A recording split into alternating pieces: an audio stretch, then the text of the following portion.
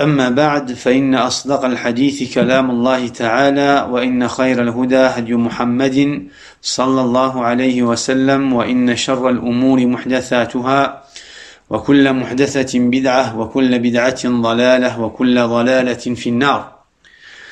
فتبين أن من أعظم الأسباب الموجبة لكون الإنسان من شر الدواب هو عدم الحرص على تعلم الدين.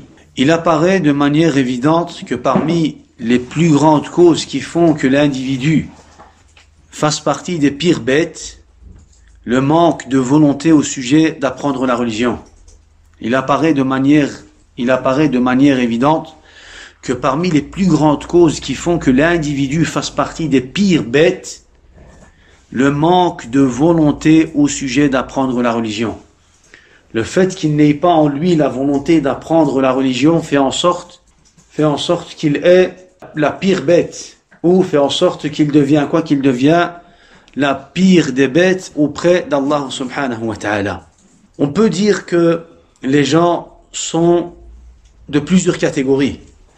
Les gens sont de plusieurs catégories. Al-mu'minun, wal-kafirun, ou bien al-mu'minun, wal-kuffar, والفجار والجهال والمستكبرون والمعاندون. Mais en plus de cela, on pourrait aussi dire qu'il y a des gens qui sont comme des bêtes, ou même plus pire que des bêtes. On pourrait dire qu'il y a parmi les catégories qu'on vient de citer, ou parmi les catégories des gens, il y a un groupe de gens qui sont comme les bêtes, ou même pire que les bêtes. Il n'y a rien de grave dans le fait de dire cela, ya ikhwa. Parce qu'il y a en fait des gens qui considèrent cela comme de l'exagération. Le fait de comparer des humains aux animaux, le fait de dire qu'ils sont comme des animaux, ou le fait de dire qu'ils sont pires que les animaux, il y en a qui considèrent cela comme de l'exagération. Mais en réalité, cela n'est pas de l'exagération. Pourquoi? Parce qu'Allah Azza wa Jalla a cité cela dans le Coran al-Karim. Il y en a qui considèrent cela comme des paroles qui ne conviennent pas aux musulmans, ou alors des paroles qui ne conviennent pas aux assises de l'ilm, de la science. Qu'est-ce qu'on va leur dire? On va leur dire que cela n'est pas correct. Cela n'est pas correct.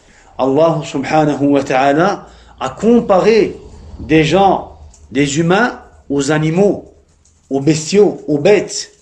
Et il nous a dit dans le Coran al-Karim qu'il y avait des gens qui étaient même pires que des bêtes. Donc il n'y a pas de quoi? Il n'y a pas de gêne dans le fait de dire cela. Il n'y a pas de gêne dans le fait de croire à cela.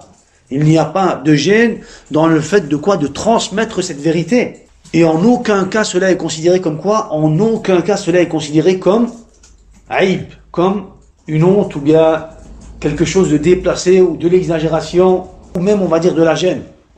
Allah Azza wa Jalla a dit dans Surat Al-Anfal, Allah subhanahu wa ta'ala a dit dans Surat Al-Anfal, le verset 22, Inna sharra ad-dawab 'inda Allah as-summu al-bukmu alladhina la ya'qilun.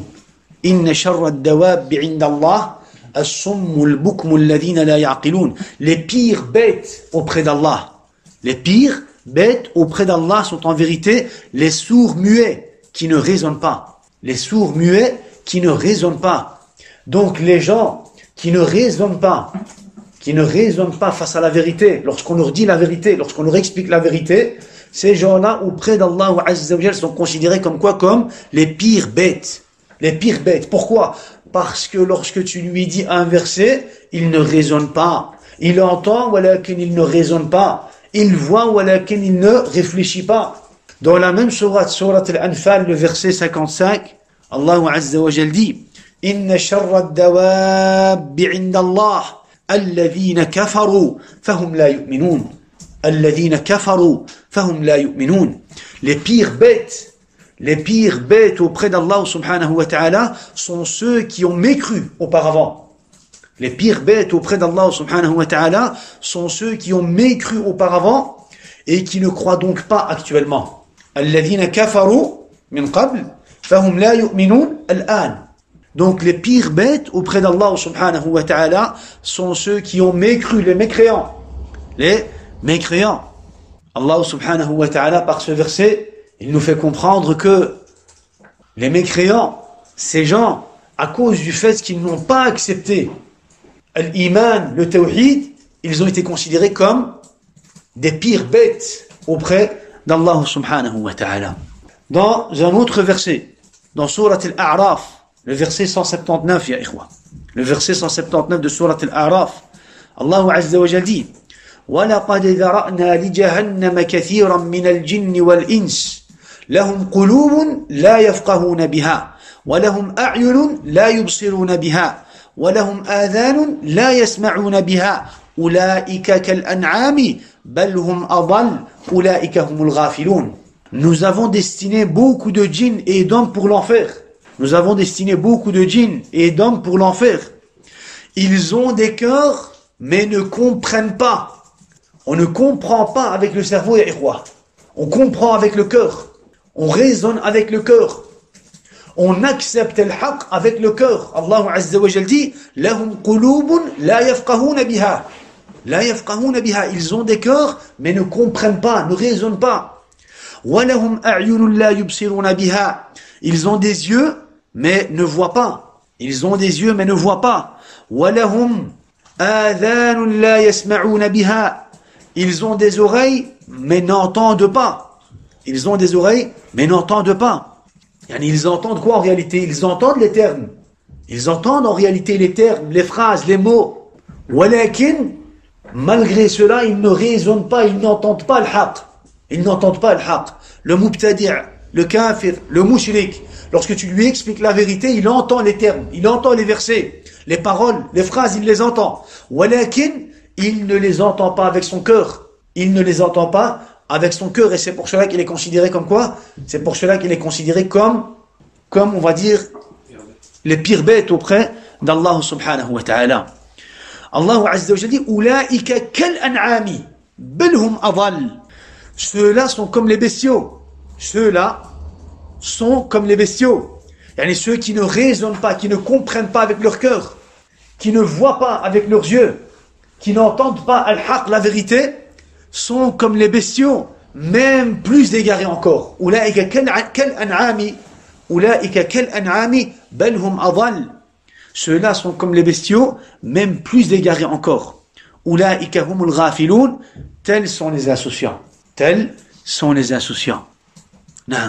Donc, Allah subhanahu wa ta'ala, par ce verset, nous fait comprendre, Allah subhanahu wa ta'ala, par ce verset, il nous fait comprendre que les mushrikoun, qu'il y a parmi les gens, un groupe de gens ou un groupe de mushrikin qui n'entendent pas, malgré qu'ils ont des oreilles.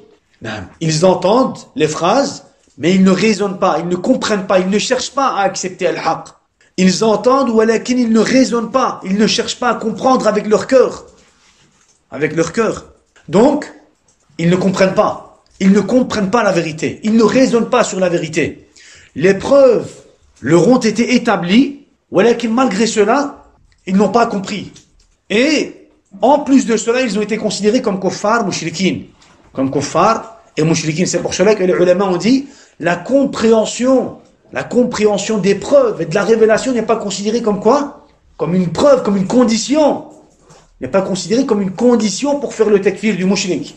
La compréhension des versets, des hadiths, la compréhension du tawhid, du message d'Allah subhanahu wa ta'ala n'est pas considérée comme quoi? Comme une condition pour faire le takfir du mushrik. Pourquoi? Parce qu'Allah azza wa jalla dans le Coran al-Karim, il nous parle d'un groupe de mushrikin, de kuffars, qui ne comprennent pas. Et il nous dit qu'ils sont kuffars, qu'ils sont même plus pires que les bêtes. Ils ne comprennent pas, ils n'entendent pas, ils ne raisonnent pas, ils ne voient pas. Lorsqu'on dit qu'ils n'entendent pas, qu'ils ne voient pas, qu'ils ne raisonnent pas, c'est à propos de quoi? À propos de la vérité. Ils n'entendent pas la vérité, ils n'acceptent pas la vérité, ils ne raisonnent pas sur la vérité. Ils ne tendent pas l'oreille pour accepter la vérité, pour se soumettre à la vérité. Même s'ils entendent les phrases, même s'ils entendent les versets, les paroles. Est-ce qu'ils comprennent? Ils ne comprennent pas. Est-ce qu'ils sont malgré cela considérés mushrikin? Naam. Donc cela nous montre que la compréhension n'est pas considérée comme une condition pour le takfir d'une personne. Donc on a dans le Coran al-Karim, ya ikhwa, on a dans le Coran al-Karim 5 versets. 5 versets qui nous parlent de la supériorité des bêtes sur l'homme, sur certains groupes de gens. On a dans le Coran al-Karim 5 versets qui nous parlent de quoi? Qui nous parlent du mérite ou de la supériorité des bêtes sur certaines personnes ou sur certains groupes de personnes. Tamam? Yani si on nous demandait pourquoi Allah Azza wa Jal a considéré des gens ou des groupes de gens comme plus pires que les bêtes. Pourquoi? Parce que les bêtes, ils ont été créés, pourquoi les bêtes ont été créées? Pour un objectif bien précis. Et ils vont vers cet objectif. Ils suivent leur chemin.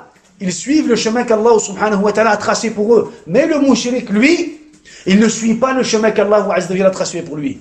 Le mushrik ou le kafir ou le munafiq ou le yahoudi al-kafir, il ne suit pas le chemin qu'Allah Azza wa Jal a tracé pour lui. Les bêtes en général, les oiseaux, les animaux, les insectes, les makhlouqat, toutes les créatures qui sont sur terre, qui sont dans les cieux, qui sont dans l'univers, toutes les créatures suivent le chemin qu'Allah Azza wa Jal ou les chemins qu'Allah Azza wa Jal a tracés pour eux. Sauf al-mushrik, al-kafir, al-munafiq. Eux ne suivent pas le chemin qu'Allah Azza wa Jal a tracé pour eux. Allah Azza wa Jal les a créés pour qu'ils l'adorent sans lui donner d'associés. Il lui donne des associés. Allah Azza wa Jal les a créés pour qu'ils obéissent à Allah subhanahu wa ta'ala. Qu'est-ce qu'ils font? Ils désobéissent à Allah subhanahu wa ta'ala. Allah Azza wa Jal les a créés pour qu'ils vivent une vie sous la volonté d'Allah subhanahu wa ta'ala. Mais eux, qu'est-ce qu'ils font? Ils vivent une vie sous leur volonté, sous leur propre volonté ou sous la volonté de leur passion et de leur désir. Naam, ash-shahawat wa ash-shubuhat ila akhirih. Tamam? Les savants, ya ikhwa, pour expliquer ce principe ou pour expliquer cette croyance, le fait de considérer les animaux ou le fait de considérer, naam, les animaux meilleurs que certaines personnes, les ulama, pour nous faire comprendre que ceci est un message qu'Allah Azza wa Jal a révélé dans le Coran al-Karim, qu'est-ce qu'ils ont fait? Ils ont écrit des ouvrages, ils ont écrit des livres. Il y a par exemple Ibn al-Marzaban qui a écrit un livre. Ibn al-Marzaban qui a écrit un livre à propos de ce sujet et il a cité des preuves du Coran et de la Sunna et des Sahaba, des riwayat à propos de quoi? À propos de ce sujet. À propos de ce sujet, تفضيل الكلاب على كثير ممن لبث الثياب. تفضيل الكلاب على كثير ممن لبث الثياب.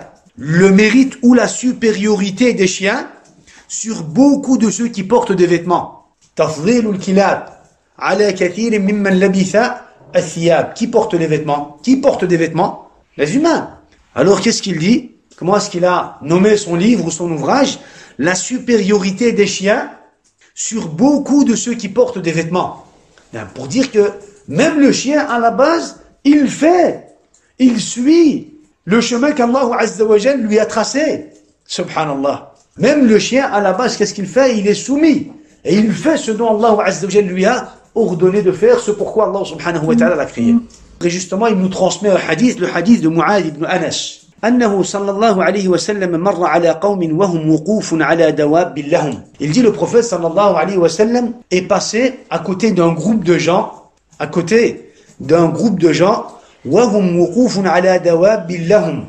Le prophète alayhi salatu wa sallam est passé à côté d'un groupe de gens qui étaient sur leur monture, Regarde subhanallah adalat al-islam, la justice de l'islam, la miséricorde de l'islam. فقال لهم irkabuha salimatan wada'uha salimatan.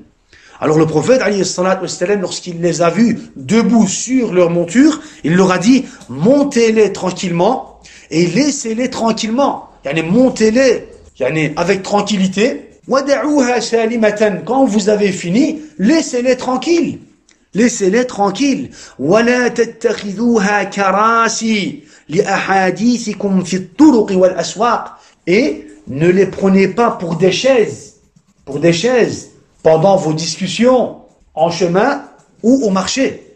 C'est pas que tu te mets sur ta monture, que ça soit un cheval ou encore autre, tu te mets sur ta monture et tu considères cette monture, subhanallah, comme une chaise. Pendant des minutes ou pendant des heures, on va dire juste pour avoir une discussion avec une personne, et t'es là, t'es sur ta monture, tu l'as fait souffrir, mohem, et t'es là, et t'es en train de parler, que ça soit en chemin ou que ça soit au marché. Le prophète alayhi salatu wassalam ne les considérait pas comme quoi? Ne les prenez pas comme des chaises pendant vos discussions. Si tu veux parler, descends de ta monture, parle, et puis remonte sur ta monture et continue ton chemin. Donc il dit, ne les prenez pas pour des chaises, que ça soit pendant vos discussions, que ça soit sur le chemin ou alors au marché. Au marché. Tu vas vendre quelque chose, ne te mets pas sur ta monture. Descends de ta monture, vends ce que tu as à vendre, achète ce que tu as acheté, et puis continue ton chemin. Pourquoi? فَرُبَّ مَرْكُوبَةٍ خَيْرٌ مِّن رَّاكِبِهَا. Car il se peut qu'il y ait une monture qui est meilleure que celui qui l'a montée. Il se peut qu'il y ait une monture qui est meilleure que celui qui l'a montée. Une monture, une bête, un animal, un hayawan, comme on le dit aujourd'hui, qui est meilleur que quoi? Qui est meilleur que celui qui l'a monté. Et il se peut qu'il y ait une bête qui se rappelle encore plus d'Allah subhanahu wa ta'ala que celui qui l'a monté. Allahu Akbar. Une bête, ya ikhwa. Il se peut qu'il y ait une bête qui se rappelle d'Allah subhanahu wa ta'ala beaucoup plus que celui qui l'a monté. Qu'est-ce que cela nous montre? Cela nous montre que les bêtes se rappellent de qui? Les bêtes se rappellent d'Allah subhanahu wa ta'ala. Les bêtes prient Allah subhanahu wa ta'ala. Les bêtes suivent le chemin qu'Allah azza wa jal leur a tracé. وَإِن مِّن شَيْءٍ إِلَّا يُسَبِّحُ بِحَمْدِهِ وَلَكِنْ لَا تَفْقَهُونَ تَسْبِيحَهُمْ. Toute chose dans cet univers invoque Allah subhanahu wa ta'ala ou évoque Allah subhanahu wa ta'ala. Toute chose dans cet univers prie Allah subhanahu wa ta'ala. وَلَكِنْ لَا تَفْقَهُونَ تَسْبِيحَهُمْ. Mais vous ne pouvez pas comprendre leur façon de quoi? Leur façon d'évoquer Allah subhanahu wa ta'ala, leur façon de prier Allah subhanahu wa ta'ala. Toutes les bêtes, subhanallah. وَالْحَدِيثُ رَوَاهُ أَحْمَدْ بِإِسْنَادٍ حَسَنٍ. Et il y a encore, on va dire, d'autres hadiths qui nous parlent de quoi? Il y a encore d'autres hadiths qui nous parlent de ce sujet. Dans Tariqu al-Hijratayni, dans un chapitre, il nous explique la différence entre les humains et les animaux. Et il dit فَالْفَرْقُ بَيْنَهَا وَبَيْنَ الْحَمِيرِ وَالْكِلَابِ وَالْبَقَرِ بِانْتِصَابِ الْقَامَةِ وَنُطْقِ اللِّسَانِ أو بِانْتِصَابِ الْقَامَةِ وَنُطْقِ اللِّسَانِ وَالْأَكْلِ بِالْيَدِ.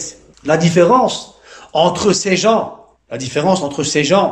et les animaux, les ânes, les chiens et les vaches, est dans le fait que ces gens-là se tiennent debout.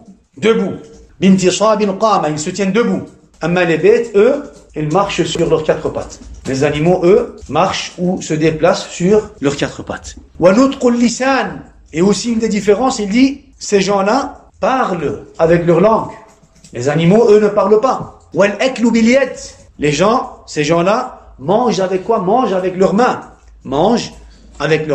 Il dit, voilà pour toi les différences entre ces gens-là et les animaux.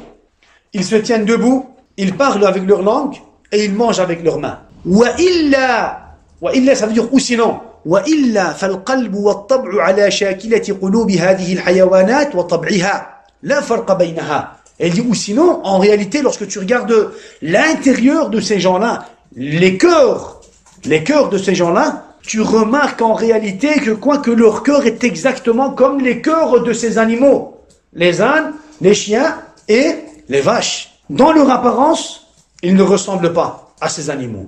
Mais il dit quand tu regardes les cœurs de ces animaux, et at-tab' c'est quoi? At-tab' c'est, on va dire, la façon de faire, bien l'attitude. Vous savez, quand tu regardes leur comportement ou leur attitude, tu vois que cela coïncide exactement avec la façon des hayawanat, la façon ou l'attitude des animaux. Subhanallah. وَرُبَّمَا كَانَتْ طِبَاعُ الْحَيَوَانَاتِ خَيْرًا مِنْ طِبَاعِ هَؤُلَاءِ وَأَسْلَمُ وَأَقْبَلْ لِلْخَيْرِ. Il dit même peut-être que la façon des animaux, on va dire le cœur et la façon et l'attitude des animaux, il se peut que cela soit meilleur que leur façon à eux. Subhanallah, les hayawanat, des fois, tu vois des choses étranges. Tu vois la rahma des fois chez les animaux. Tu vois des choses, tu dis Subhanallah. Des choses que tu ne vois pas chez l'homme.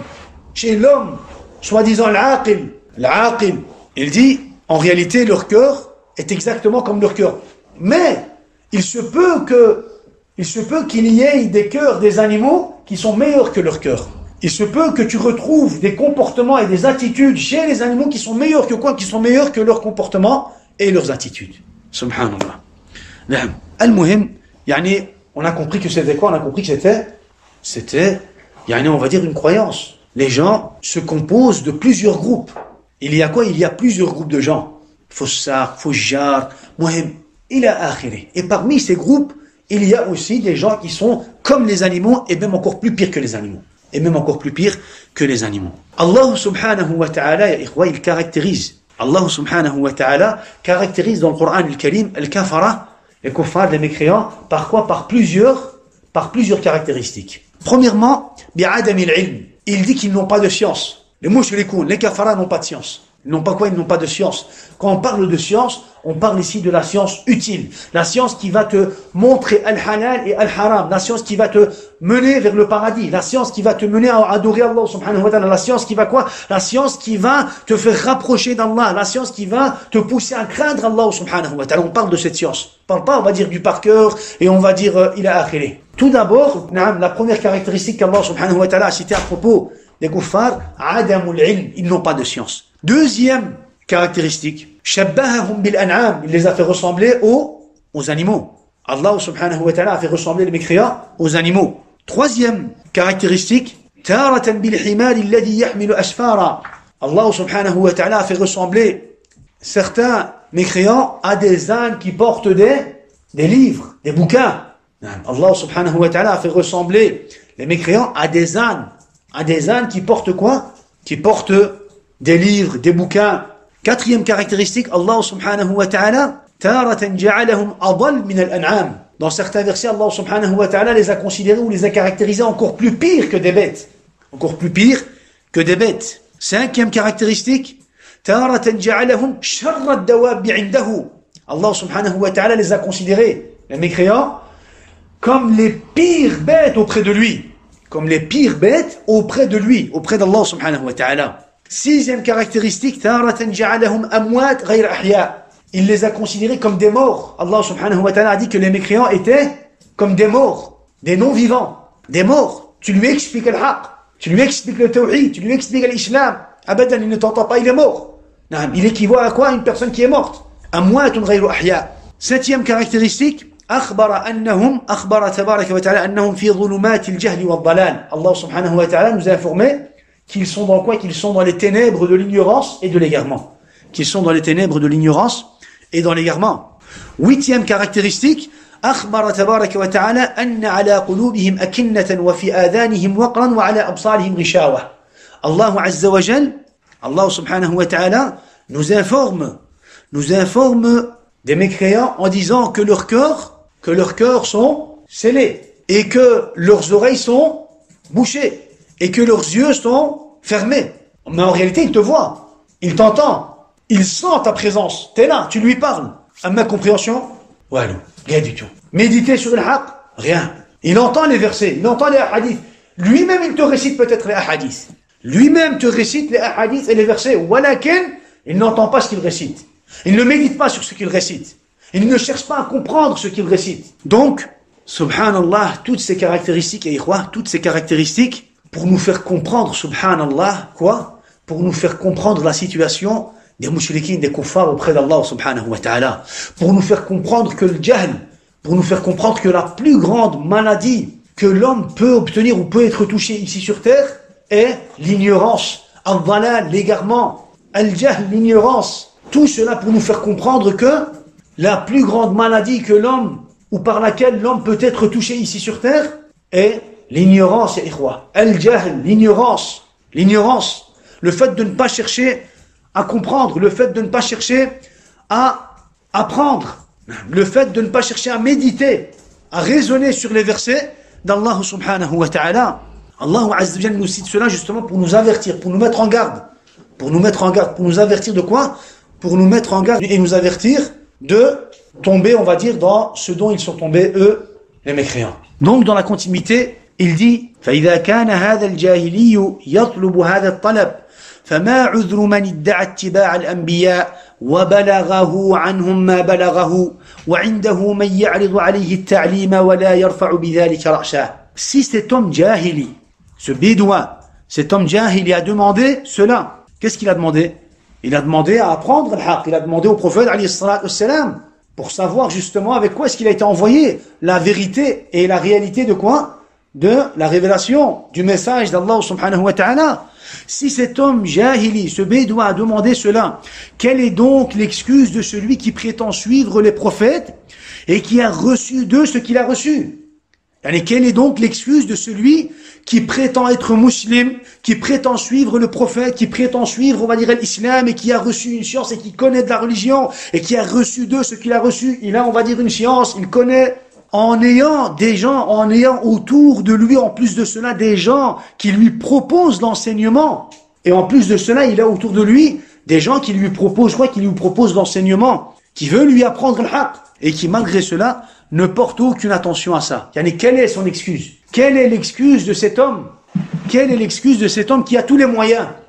Il prétend suivre l'islam. Il prétend suivre le prophète Mohammed alayhi salatu wassalam. Il est peut-être même hafid dans le Coran al-Karim. Il connaît les hadiths. Il écoute les durus. Il a autour de lui tous les moyens pour apprendre l'ilm. Que ça soit Internet, que ça soit les livres, que ça soit, on va dire, les du'at, les ulama. Al-Muhim, il a tous les moyens pour apprendre la science. Et malgré cela, il ne cherche pas à comprendre. Quelle est son excuse? Est-ce qu'il a, lui, une excuse auprès d'Allah subhanahu wa ta'ala? Qu'est-ce qu'il va dire à Allah subhanahu wa ta'ala? Qu'est-ce qu'il va dire à Allah subhanahu wa ta'ala? Qu'est-ce qu'il veut dire par là? Il veut dire que ce bédouin, il a traversé des kilomètres pour rejoindre le prophète alayhi salatu wassalam, pour écouter, pour apprendre. L'homme aujourd'hui qui a tous les moyens, parce qu'il a lui une excuse auprès d'Allah subhanahu wa ta'ala, il n'a pas d'excuse auprès d'Allah subhanahu wa ta'ala. Cela n'est plus considéré comme quoi? Cela n'est plus considéré comme le jahl. Aujourd'hui, il n'y a plus de jahl aujourd'hui. Il n'y a plus d'ignorance aujourd'hui. Aujourd'hui, ce qu'il y a, c'est le détournement. Donc, aujourd'hui, ce qu'il y a, aujourd'hui, c'est du détournement de la religion d'Allah subhanahu wa ta'ala. Celui, le jahmi, le murji, le mushrik, qui va aborder avec toi le sujet de quoi? Le sujet de l'udhr bil jahl. Le sujet de l'udhr bil jahl. L'excuse par ignorance. Avant tout, avant d'aborder les dalils du Coran, de la Sunna, ila akhirih, première chose que tu dois lui expliquer, c'est qu'aujourd'hui, il n'y a plus d'ignorance aujourd'hui. Aujourd'hui, les gens ne sont plus ignorants. Aujourd'hui, ce qu'il y a, c'est quoi? Aujourd'hui, ce qu'il y a, c'est le détournement, c'est du détournement de la religion d'Allah subhanahu wa ta'ala. Al-muhim, فَإِنْ حَضَرَ أَوْ اسْتَمَعَ كَمَا قَالَ اللَّهُ تَعَالَى فَإِنْ حَضَرَ أو استمع فكما قال الله تعالى ما يأتيهم من ذكر من ربهم محدث إلا استمعوه وهم يلعبون لاهية قلوبهم. Et même s'il assiste aux enseignements de la religion ou écoute les preuves, la science, son état est comme Allah Azza wa Jalla a dit. Cet homme qui ne cherche pas à comprendre et qui ne cherche pas à apprendre le haqq, même s'il assiste au cours, même s'il vient, il assiste, il écoute les versets du Coran et de la Sunna, son état est comme Allah Azza wa Jalla a dit. ما يأتيهم من ذكر من ربهم محدث إلا استمعوه وهم يلعبون لاهية قلوبهم. Aucun rappel de révélation récente ne leur vient de la part de leur Seigneur sans qu'ils ne l'entendent en s'amusant. Sans qu'ils ne l'entendent en s'amusant, leur cœur distrait. Leur cœur distrait. Qatada dit, lorsqu'ils reçoivent ما ينزل عليه شيء من القرآن إلا استمعوه وهم يلعبون. Lorsque le prophète alayhi salatu wassalam recevait une partie de la révélation du Coran, ils ne l'écoutaient, les mécréants écoutaient cela en s'amusant, en jouant. Un des savants du tafsir dit Yal'aboun a deux sens. Yal'aboun a deux sens. Le premier sens, Yalhaouna. Yalhaouna, min quoi? Yalhaouna min al-lahwi wal-la'ib. C'est le fait de s'amuser. C'est le fait de quoi? De s'amuser. Aucun rappel de révélation récente ne leur vint de la part de leur Seigneur sans qu'ils ne l'entendent en s'amusant. Lorsqu'ils entendent la révélation, qu'est-ce qu'ils font? Ils s'amusent, ils jouent, ils s'amusent, ils jouent, ils rigolent. Le deuxième sens, yal'aboun ay yashtaghiluna bil qadhi fihi wal i'rad anhu. Qu'est-ce qu'ils font? Ils s'occupent à le critiquer. Ils s'occupent à le critiquer. Ça, c'est le deuxième sens. Donc, aucun rappel de la révélation restante ne leur vint de la part de leur Seigneur sans qu'ils ne passent leur temps à critiquer. Sans qu'ils passent le temps à le critiquer. Donc ça, c'est deux sens qui ont été cités à propos de quoi? À propos de ce verset. Al-Hassan al-Basri dit كُلَّمَا جُدِّدَ لَهُمُ الذِّكْرِ اسْتَمَرُّوا عَلَى الْجَهْلِ. À chaque fois que le rappel leur a été fait, qu'est-ce qu'ils ont fait? Ils ont continué, istamarru ala al-jahl, ils ont préféré continuer sur al-jahl. C'est ce que ça veut dire. Il interprète le verset en disant, cela signifie qu'à chaque fois qu'Allah Azza wa Jal leur a fait le rappel, ou que le prophète alayhi salatu wassalam leur a fait le rappel, qu'est-ce qu'ils ont fait? Ils ont préféré suivre l'ignorance, al-jahl wa al-dalal. L'ignorance et l'égarement. L'ignorance et l'égarement. L'ignorance et l'égarement. C'est comme aujourd'hui, Ikhwa, quand tu fais le rappel, ou tu cherches des fois, je veux dire, à faire le rappel plusieurs fois pour la même personne, tu veux lui rappeler, ou tu passes ton temps à essayer de lui faire comprendre certains points, mais tu vois qu'en réalité, qu'est-ce qu'il a fait? Tu vois qu'en réalité, il a choisi de suivre al-jahl. Il a choisi de suivre quoi? Ses désirs, ses passions, al-shahawat wa al-shubuhat. Hum yal'aboun, lahiyatan qulubuhum, leur cœur distrait. Il t'entend, mais il ne t'écoute pas. Il te voit, mais il ne te regarde pas. Qila yastami'una al-Qur'ana mustahzi'in. D'autres savants ont dit, dans l'interprétation, pour interpréter ce verset, yastami'una al-Qur'ana mustahzi'in. Ils écoutent les versets en se moquant. Ils écoutent les versets du Coran al-Karim, ils écoutent le Coran en se moquant. Haoula'i al-kafara wal mushrikoun ya ikhwa. Vous les voyez des fois quand vous leur citez par exemple des versets que ce soit sur le shirk, ou que ce soit sur le riba, ou que ce soit, on va dire, encore en relation avec d'autres sujets. Subhanallah, quand en lui-même, je veux dire, il a fermé toutes les portes, et qu'il ne cherche plus à comprendre, qu'il ne cherche plus à méditer, la seule chose qu'il va faire face à toi lorsque tu vas lui citer les dalils du Coran et de la Sunna, c'est quoi? C'est justement le fait de s'amuser, de se moquer de ce que tu vas lui citer. Il va se moquer des versets, des hadiths, on va dire des jugements d'Allah subhanahu wa ta'ala. Subhanallah. Pourquoi est-ce qu'il nous cite cela? Il veut nous dire que les gens aujourd'hui qui ont tous les moyens et qui malgré cela se détournent de la vérité, ces gens-là n'ont pas d'excuses auprès d'Allah subhanahu wa ta'ala. Pourquoi? Parce qu'ils n'ont pas la volonté en réalité de quoi? D'apprendre la science, d'apprendre l'ilm. Et c'est pour cela qu'ils sont considérés comme les pires bêtes auprès d'Allah subhanahu wa ta'ala. Ils sont considérés comme des animaux, comme des bêtes. Pourquoi? Parce qu'ils n'ont pas la volonté d'apprendre. Ils n'ont pas la volonté de chercher le haqq. Ils n'ont pas la volonté de suivre le chemin qu'Allah Azza wa Jalla leur a ordonné de suivre. Et même si malgré cela, supposons qu'il vient et qu'il t'écoute et qu'il assiste à un ders, il t'écoute, walakin, en s'amusant, en te critiquant, pour te critiquer, pour te rabaisser, pour se moquer de quoi? Pour se moquer de ce que tu es en train de citer comme jugement de l'kitab wa sunnah. Subhanallah. Et ça, en réalité, c'est exactement la situation des mouchriquins d'aujourd'hui, ikhwa. C'est exactement, subhanallah, la situation des mouchriquins d'aujourd'hui. Ils se détournent de toute vérité, de tout délire, malgré ça, ils ne veulent quand même pas casser, on va dire, tous les liens avec toi. Donc, qu'est-ce qu'ils vont faire? Ils vont quand même venir et t'écouter, et je veux dire, confirmer même de temps à autre, on va dire, tes paroles, pour te faire plaisir, en réalité, ils font cela quoi? Ils font cela avec un cœur distrait. Ils font cela en jouant. C'est un jeu pour eux, Akhi. C'est un jeu pour eux. Ils s'amusent. Ils se moquent de toi. Ils croient pouvoir arnaquer Allah subhanahu wa ta'ala, walakin ils n'arnaquent que sa propre personne. Ils n'ont pas d'excuses, ces gens-là. Ils n'ont pas d'excuses, ces gens-là, auprès d'Allah subhanahu wa ta'ala. Al-Muhim. Donc, ici, on a terminé avec quoi? On a terminé avec cette première leçon, ou ce premier point, ce premier fruit, on va dire, ou cette première sagesse. Allez, il continue. Dans la continuité, il dit وَفِيهِ مِنَ الْعِبَرِ أيضا أنه لما قال أرسلني قال بأي شيء أرسلك قال بكذا وكذا. Il y a aussi parmi les enseignements de ce hadith, lorsque le prophète alayhi salatu wassalam a dit Allah m'a envoyé, il répondit avec quoi t'a-t-il envoyé? Et le prophète alayhi salatu wassalam lui a expliqué avec quoi est-ce qu'il a été envoyé. Qu'est-ce qu'il a dit? Arsalani bi silati al-arham wa kasri al-awthan wa an yuwahhad Allah la yushraku bihi shay. Allah Azza wa Jalla m'a envoyé pour entretenir les liens de famille, pour casser les statues, pour détruire et casser les statues, pour unifier Allah sans lui donner d'associé. Le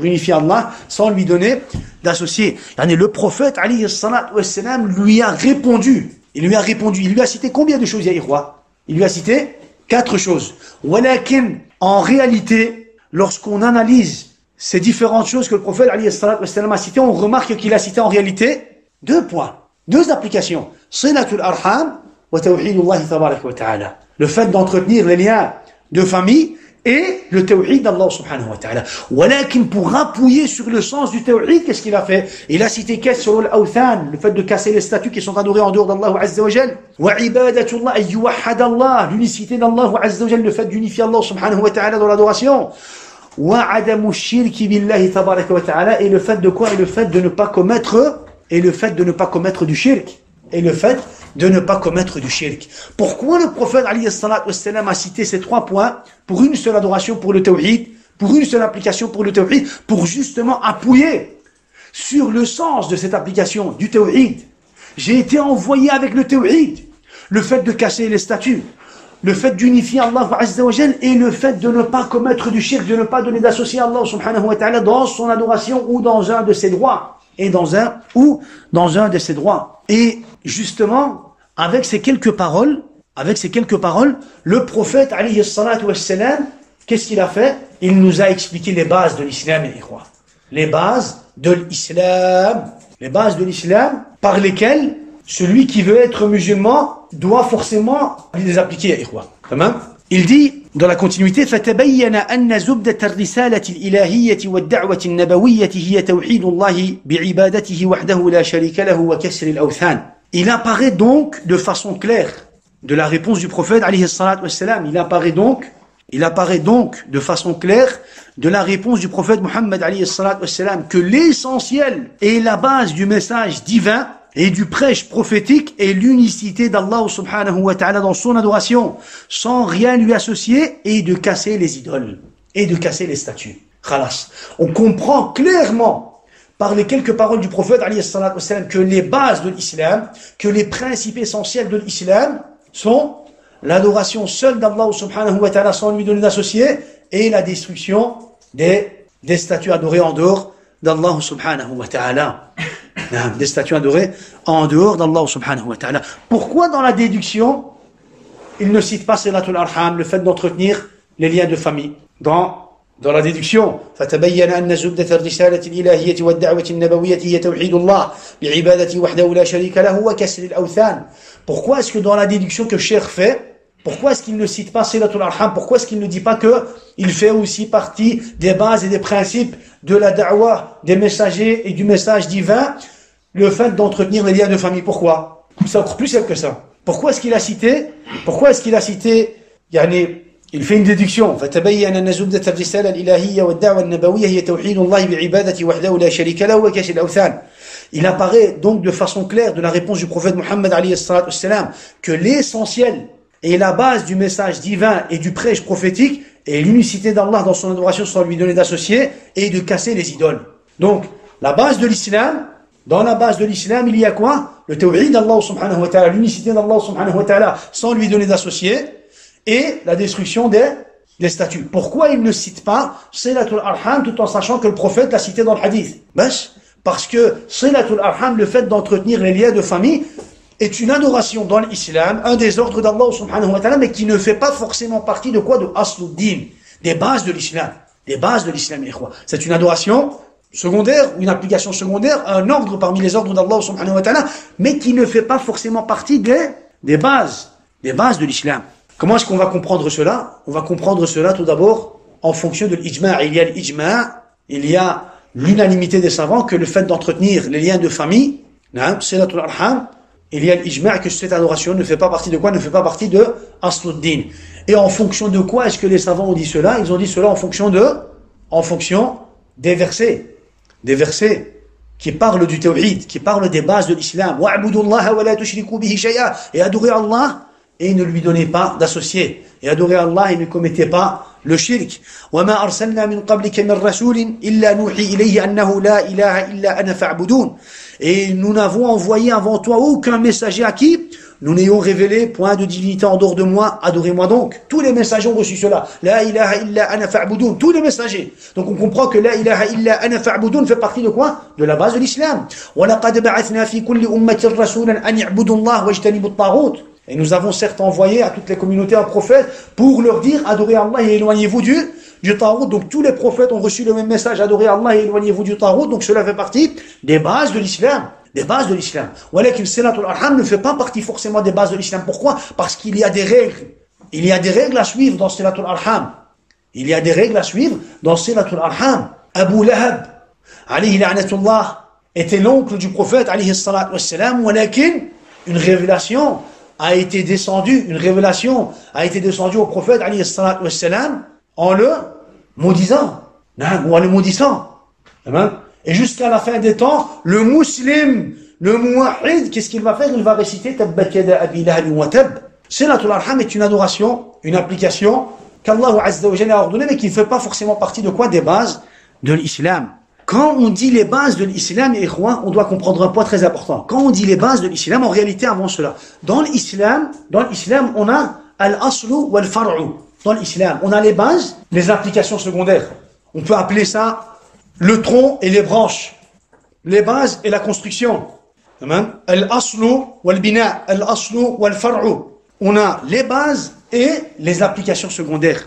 Les applications secondaires. Si on devait te demander, donne-moi une définition complète, parfaite, jami' mani', comme ils le disent, de al-asl, aslu ad-din, ou bien usul ad-din. Quand tu dis aslu ad-din, qu'est-ce que ça veut dire? Quand tu dis aslu ad-din ou usul ad-din, qu'est-ce que je dois comprendre? Une définition. Jami' mani'. Les ulama ont dit, huwa ma yahsulu bihi al-farq bayna al-muslimi wal-kafir. Huwa ma yakunu farqan bayna al-muslimi wal-kafir. Quand on parle des bases de l'islam, on parle de ce qui différencie le musulman du mushrik. Bas.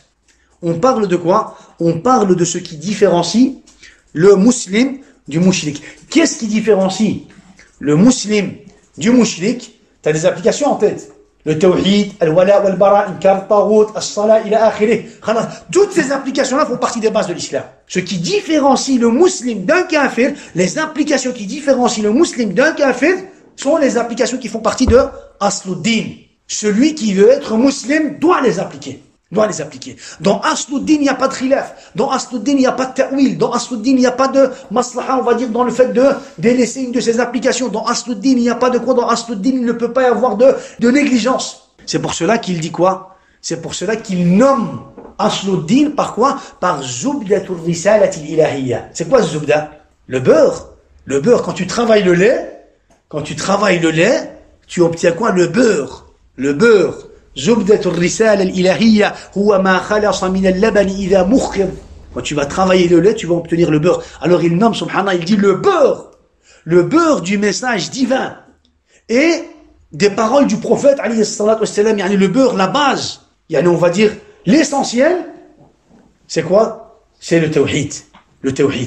Et puis on a al-furu' ou bien al-far', c'est toutes les applications secondaires. Quand je dis applications secondaires, ça ne veut pas dire qu'on peut les délaisser, qu'on peut les négliger abadan. Il y a des applications, c'est pour dire que ça ne fait pas partie de Asluddin. Mais ça reste quand même des ordres, ça reste quand même des interdits, ça reste quand même, on va dire, des commandements de la part d'Allah subhanahu wa ta'ala. وَمَعْلُومٌ أَنَّ كَسْرَ الْأَوْثَانِ لَا يَسْتَقِيمُ إِلَّا بِشِدَّةِ الْعَدَاوَةِ وَتَجْرِيدِ السَّيْفِ فَتَأَمَّلْ زُبْدَةَ الرِّسَالَةِ. Il revient. Prête donc attention à l'essentiel. اسمع الكلام, il dit. اسمع الكلام. انتبه. نعم فتأمل زبدة الرسالة افهم. Il dit comprends, يعني le beurre, on va dire de quoi? Le beurre, on va dire l'essentiel, la base, on va dire de quoi? Du message divin. Donc il parle ici de quoi? Il parle du fait de casser les statues. Ça fait. Ici quand on parle, les ikhwa, regardez, c'est important. Quand on parle du fait de casser les statues, on ne parle pas du fait de les casser directement, de les détruire. Ça fait?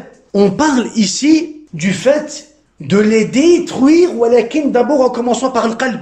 Le fait de les détruire avec le qalb, le fait de les sortir de son cœur, le fait de les considérer comme batil, et le fait de considérer cette adoration ou l'adoration qui est donnée à ces fausses divinités, à ces statues comme batil, le fait de considérer les adorateurs de ces statues comme sur al-batil, le fait de casser, on va y arriver au fait de casser, je veux dire avec la main, walakin ici quand on parle de casser, on doit tout d'abord comprendre quoi? On ne doit pas d'abord directement comprendre le fait de les casser de casser les statues avec la main, de les détruire. Niveau matériel, on parle pas de ça. Ce qui fait partie de Asluddin, c'est le fait de casser, de détruire les statues d'abord dans ton cœur. D'abord dans ton cœur. C'est pour cela que Tufayl ibn Amir, lorsqu'il a accepté l'islam et qu'il est revenu dans son village d'Daous, et que son père et sa mère et son épouse ont accepté l'islam, il leur a demandé d'aller se laver dans le fleuve. Et il y avait quoi? Il y avait justement une statue. Près de quoi? Auprès de ce fleuve. Il leur avait ordonné cela pour voir s'ils avaient en réalité cassé justement quoi? Cassé, on va dire, le lien qu'ils avaient avec cette statue, mais avec leur cœur. Il leur a ordonné cela pour voir s'ils ont cassé cela avec leur cœur, s'ils ont enlevé cela de leur cœur. Donc le fait de casser ou de détruire les statues, tout d'abord c'est avec quoi? Tout d'abord c'est avec le cœur. Voilà, qu'est-ce que ça veut dire? Qu'est-ce que ça veut dire le fait de détruire les statues avec le cœur? C'est le fait de considérer l'adoration de ces statues, des fausses divinités en général des Tawarites, comme batil. L'adoration des Tawarites est batil. Ceux qui adorent les Tawarites sont sur le batil. Et l'adoration qu'ils vouent, et l'adoration qu'ils sont en train de faire pour ces Tawarites est aussi batil.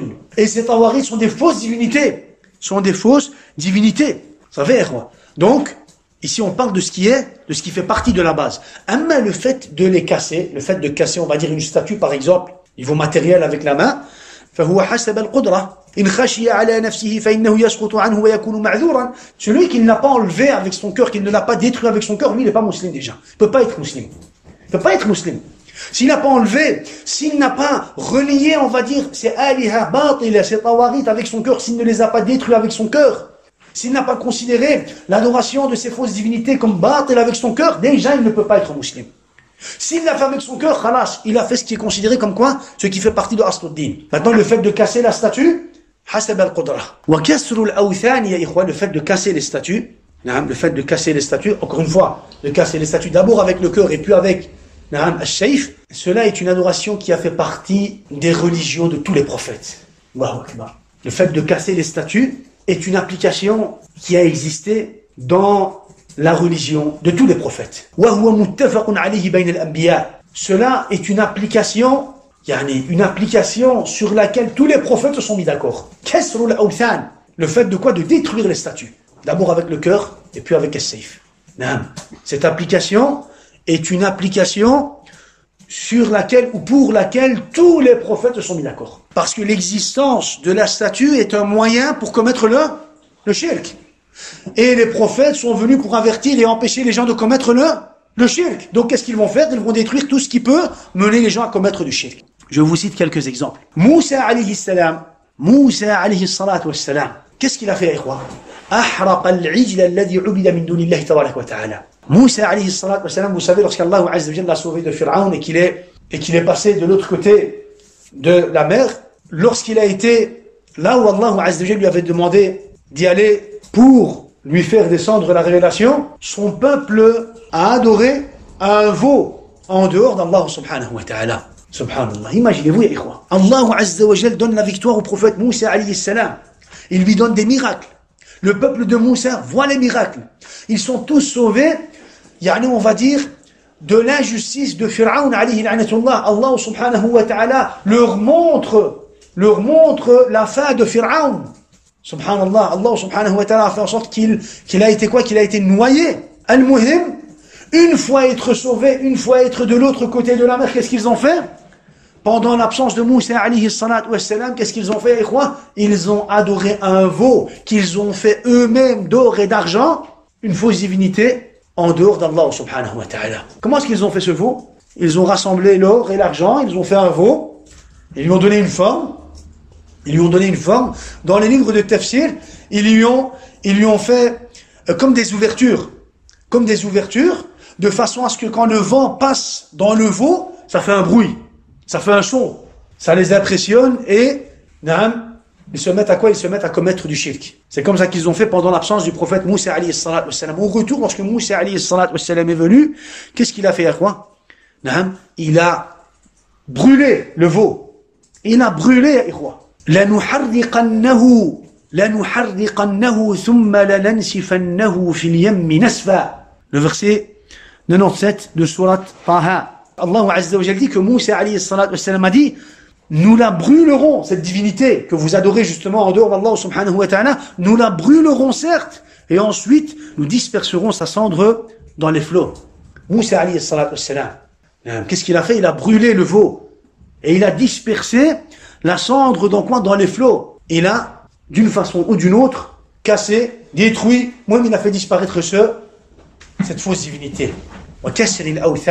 Il a cassé cette statue. Le deuxième exemple, Ibrahim alayhi salatu wassalam, qu'est-ce qu'il a dit, ikhwa? Par Allah, je vais détruire vos statues lorsque vous allez quoi? Lorsque vous allez partir. Lorsque vous allez partir, je vais détruire vos statues. فَجَعَلَهُمْ جُذَاذًا إِلَّا كَبِيرًا لَهُمْ لَعَلَّهُمْ إِلَيْهِ يَرْجِعُونَ. Et il les a cassés, il les a détruits, il les a anéantis. Il les a cassés et il a laissé le seul. Il a laissé un seul, grand, le plus grand. Pour que quand ils viennent, ils reviennent vers cette statue, vers la plus grande. Et en réalité, c'est pourquoi? C'est pour qu'ils raisonnent. Pour qu'ils raisonnent dans le sens où ils vont se dire, c'est impossible que ça soit cette statue qui ait cassé les autres statues. Vous savez? Et de là, il a cherché à quoi? Il a cherché à les faire raisonner. Et de là, il a cherché à les faire raisonner. فَجَعَلَهُمْ جُذَاذًا. Allah Azza wa Jalla dit جُذَاذًا. Al-fitat. Judad. Judad, c'est quoi, le Judad, c'est des petits morceaux. Il a cassé, il a fait des petits morceaux des statues. Subhanallah, il les a cassés, mais de façon à ce qu'il ne reste plus de traces. De façon à ce qu'il ne reste plus de traces de ces statues. Ibrahim, alayhi salatu wassalam, imam al-muwahidin, il a fait d'abord la da'wah avec le bayan, avec sa langue. Il a fait la da'wah, il a expliqué, et puis, qu'est-ce qu'il a fait? Il a cassé les statues. Il a cassé les statues de son époque. C'est pour cela que casser les statues fait partie de quoi? De la religion d'Ibrahim, alayhi salatu wassalam, et de tous les prophètes. Le prophète, alayhi salatu wassalam, dans un hadith rapporté par l'imam Ahmed, le hadith de Al-Faraj ibn Fadalah, lui rapporte le hadith de Ali ibn Yazid, lui rapporte le hadith de Al-Qashim rapporte le hadith de Abi Umama. Il dit que le prophète alayhi salatu wassalam a dit Inna Allah ba'athani rahmatan lil alamin. Allah m'a certes envoyé comme miséricorde pour l'humanité, wa hudan lil alamin, comme guidance pour l'humanité. Allah Azza wa Jal m'a certes envoyé comme miséricorde pour l'humanité et comme guidance pour l'humanité. Wa amarani rabbi bi mahqi al ma'azif wal mazamir wal awthan was sulb wa amra al jahiliyyah. وأمرني ربي بمحق المعازف والمزامير والأوثان والصلب وأمر الجاهلية. Et Allah Azza wa Jal m'a ordonné de détruire al-mahq. Al-mahq, ya ikhwa, c'est quoi? Al-mahq, c'est le fait d'anéantir, ya ikhwa.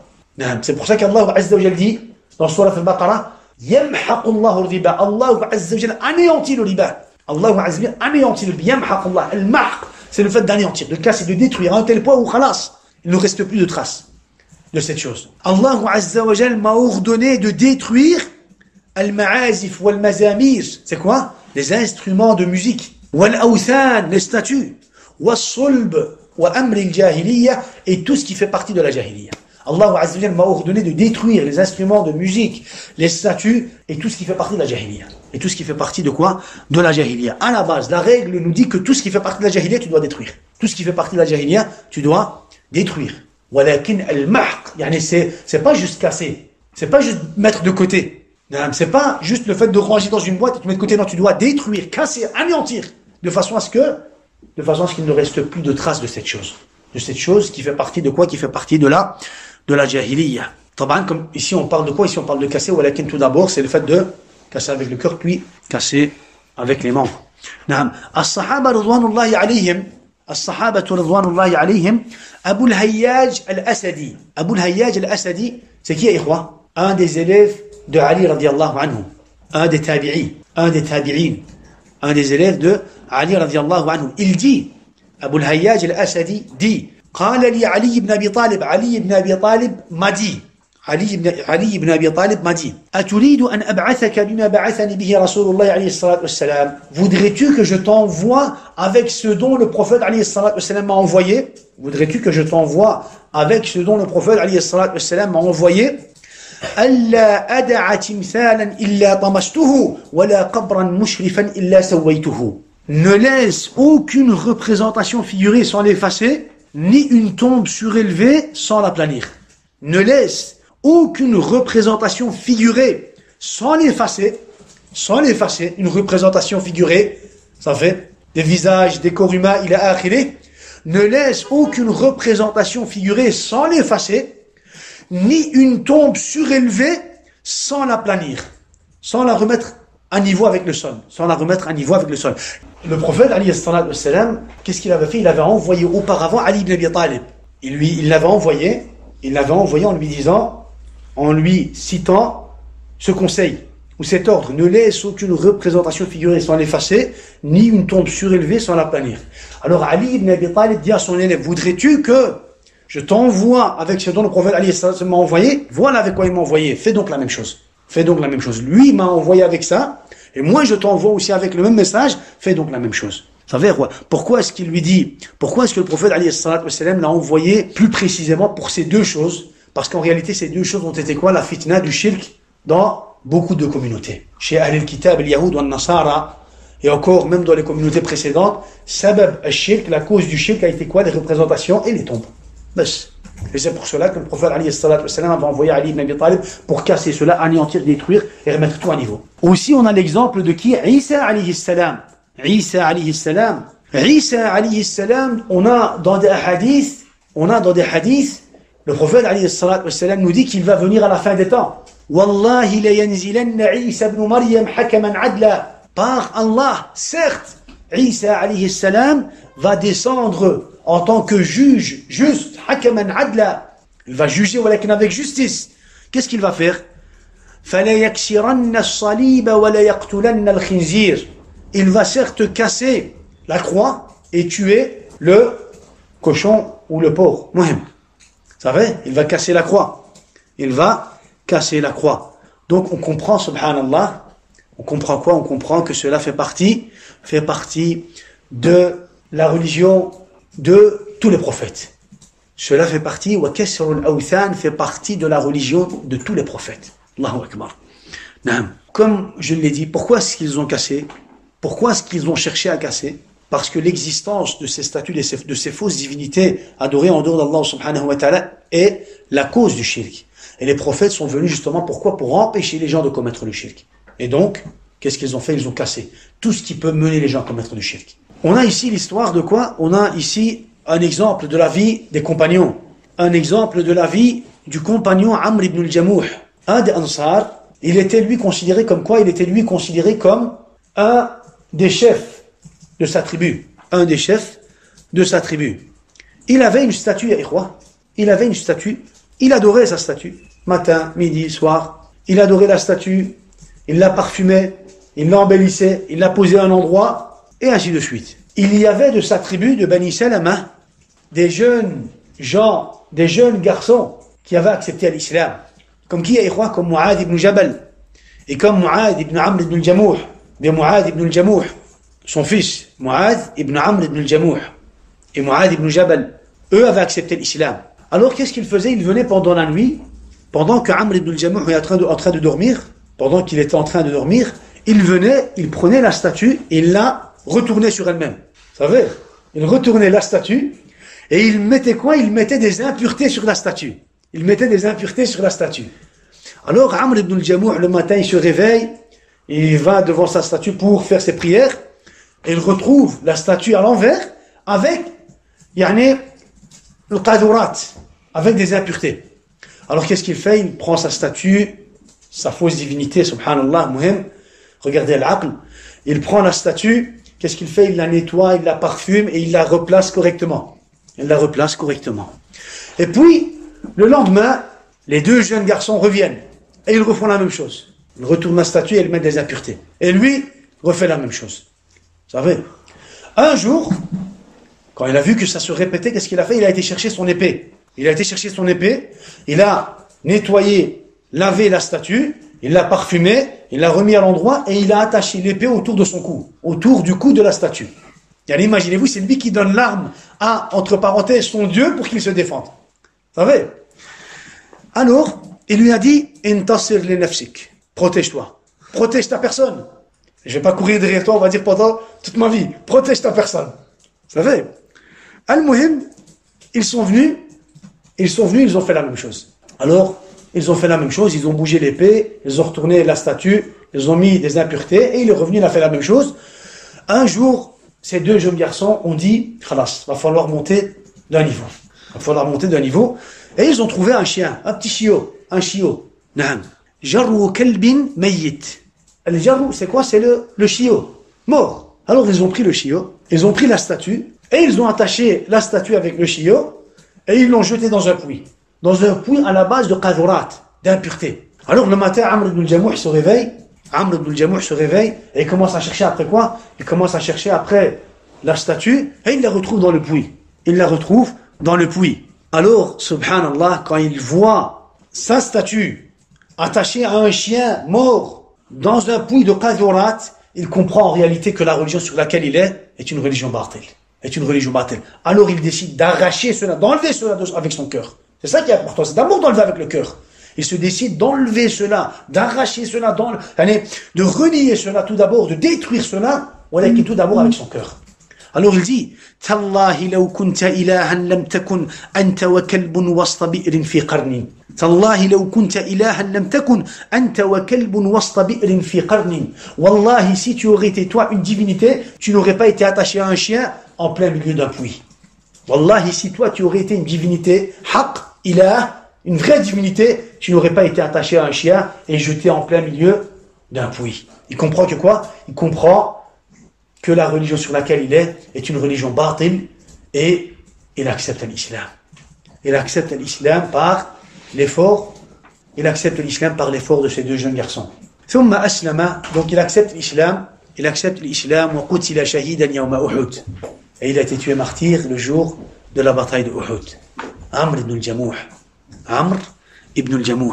Allahu Akbar. Donc, ya ikhwa, ce qui est important, on a encore des exemples pour lesquels on va les citer, Inch'Allah, la prochaine fois. On va les citer la fois prochaine, Inch'Allah, bi'iznillahi tabarak wa ta'ala.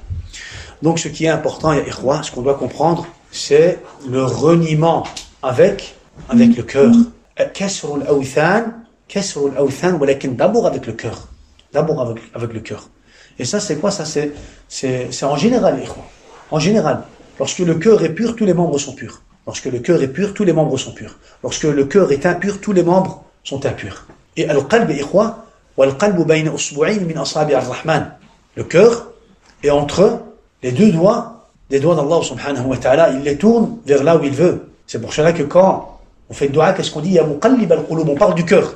On parle pas forcément, on va dire, de l'esprit, du corps, des membres. Non, on parle du cœur.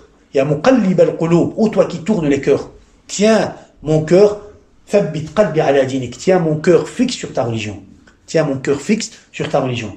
La shubha, le doute à propos du tawhid, à propos de l'islam en général, quel que soit le doute qui va toucher la personne, touche d'abord son cœur, et quoi. Avant de le formuler, d'en parler, le doute touche d'abord son cœur. Il pénètre d'abord dans son cœur. Ash-shahwa,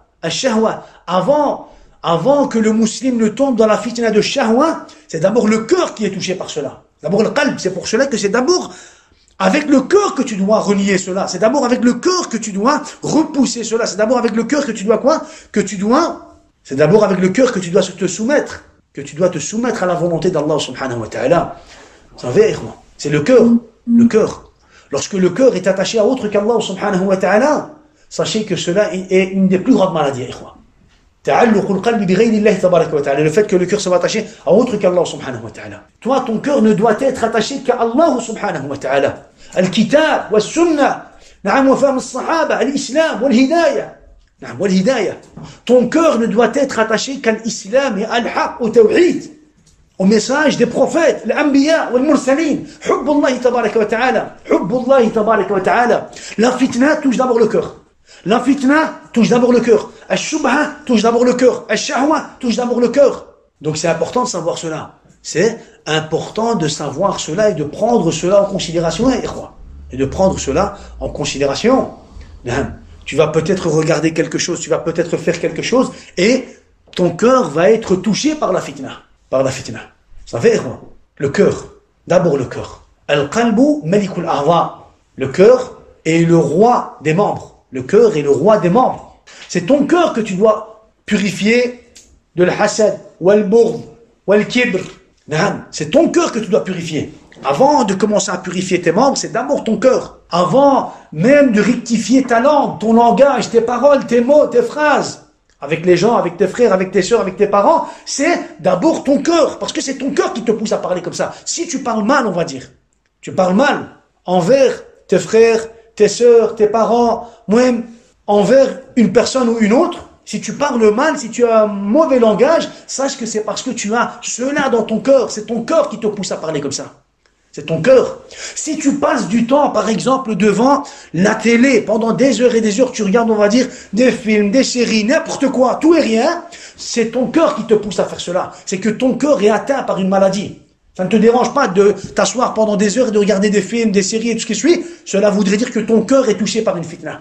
Ça ne te dérange pas. C'est d'abord le cœur. C'est le cœur qui doit t'empêcher à la base. Si devant, par exemple, tu joues à la PlayStation, par exemple, ou avec de façon à ce que tu passes du temps devant la PlayStation et tu joues pendant des heures et des heures, sache que quoi? Sache que ça, c'est le cœur qui veut ça. C'est le cœur qui demande. C'est le cœur qui demande. Et ça, aujourd'hui, je cite des exemples où en général, ces choses sont considérées comme des maladies. Le téléphone, les applications et les réseaux sociaux et tout ce qui suit. Facebook, Instagram et tout ce qui suit. Celui qui est matin, midi, soir sur les réseaux sociaux et qui perd son temps à faire n'importe quoi sur les réseaux sociaux, c'est parce que son cœur a été touché par quoi? Par la fitna. C'est pour ça qu'on dit qu'à la base, le téléphone, c'est une fitna. Quand on dit que c'est une fitna, c'est pas une fitna dans son utilisation, non. C'est une fitna qui est dans le cœur. C'est une fitna qui touche le cœur. C'est une fitna qui rentre dans le cœur. Toi, tu vois pas cela. Tu peux pas voir cela. Ça peut être même une fitna pour les grands, ça y est, quoi. C'est pas seulement une fitna pour les petits, pour les enfants, ça peut être même une fitna pour les grands. Pour les hommes, pour les femmes, ça peut être une fitna. On va dire, dans tous les cas, ça peut être une fitna, ça. Quand on dit que ça peut être une fitna, c'est pas une fitna visible que toi tu vas voir, non. C'est une fitna qui est dans le cœur, là. C'est un moyen qui va mettre une fitna dans le cœur de la personne. Avec ce qu'il va voir, avec comment il va l'utiliser, avec ce qu'il va faire avec. Ouais, mais c'est quoi? Ça va être un moyen de façon, ça va être quelque chose qui va quoi? Qui va être la cause de sa fitna. La cause de sa fitna. Ça va être quoi? Donc, wa kasril awthan, c'est d'abord avec le cœur, et puis on a cité que c'était aussi une application qui faisait partie de la religion des prophètes. On a cité l'exemple de Moussa, d'Ibrahim, du prophète Mohammed alayhi salatu wassalam, de Ali ibn Abi Talib, et de Isa alayhi salam. On a cité l'islam de Amr ibn al-Jamouh, et on va continuer, Inch'Allah, la fois prochaine avec les autres exemples. Barakallahu fikum wa jazakumullahu khairan wa subhana rabbika rabbil izzati amma yasifun wa salamun ala al-mursalin walhamdulillahi rabbil alamin.